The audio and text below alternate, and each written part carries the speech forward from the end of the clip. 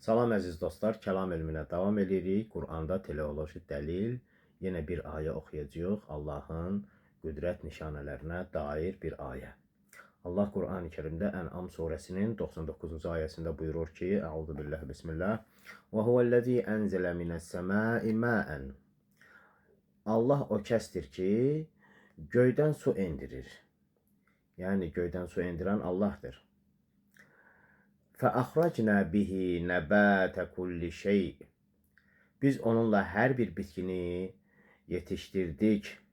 فَأَخْرَجْنَا مِنْهُ خَضِرًا نُخْرِجُ مِنْهُ حَبًّا مُتَرَاكِبًا وَمِنَ النَّخْلِ مِنْ طَلْعِهَا قِنْوَانٌ دَانِيَةٌ وَجَنَّاتٍ مِنْ أَعْنَابٍ وَالزَّيْتُونَ وَالرُّمَّانَ مُشْتَبِهًا وَغَيْرَ مُتَشَابِهٍ انظروا إلى ثمره إذا أثمر وينعه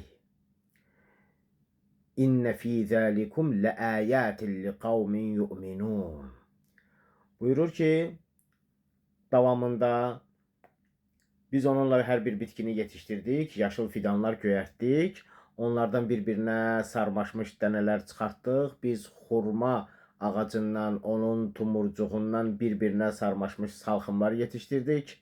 Həmçinin üzüm bağları, bir-birinə bənzəyən və bənzəməyən zeytun və nar yetişdirdik. Bunu Allah Teala xüsusilə vurğulayır. Zeytun, nar, xurma bunları xüsusilə vurğulayır. Çünki onların hər birinin yetişmə prosesi fərqli-fərqlidir. Onların bar verdiyi vaxt meyvəsinə və onun yetişməsinə baxın. Unzuru ilə səmərihi izə əsmərə və yən'ih. Çox maraqlı bir ifadədir bu. Onların bar verdiyi vaxt onun meyvəsinə və onun yetişmə prosesinə baxın. Şübhəsiz ki, bunda iman gətirən bir cəmaat üçün dəlillər vardır. Biz ona yönləndiririk, gedin özünüz baxın, görün, nə möcüzələr görəcəksiniz. Narlar bir-birinin içində necə elə oturuşub ki, bir-birinə mane olmurlar və bir-birini tam tamamlayırlar. Çox maraqlı bir qüdrət nişanəsi var Allahın. İmam Sadiq əleyhissalam buyurur ki, bitkilərin yaranmasının sirləri və bu həqiqətin Allahın varlığına dəlil olması barəsində İmam Sadiq əleyhissalam buyurur ki, ağacların və müxtəlif bitkilərin yaradılışındakı hikməti düşünün. Ağacın yaradılmasında, bitkilərin yaradılmasında olan hikməti düşünün. Ağac da heyvan kimi qidaya möhtacdır. Amma heyvan kimi qidanı tutmağa ağzı yoxdur və hərəkət edə bilmir. Onun kökləri yerin dərinliklərində batıb ki, qidanı yerin dərinliklərindən alıb budaq, yarpaq və meyvəyə çatdırsın.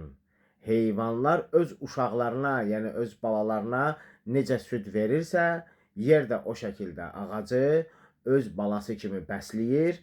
Qidanı yerdən alan köklər də sanki onun ağzıdır. Biharul Ənvar cild 3 səhifə 130. Bəli, bitkilərin qidalanma, böyümə prosesi də belə baş verir. Bunların hər biri Allahın qüdrət nişanələrindəndir. Sağ ol.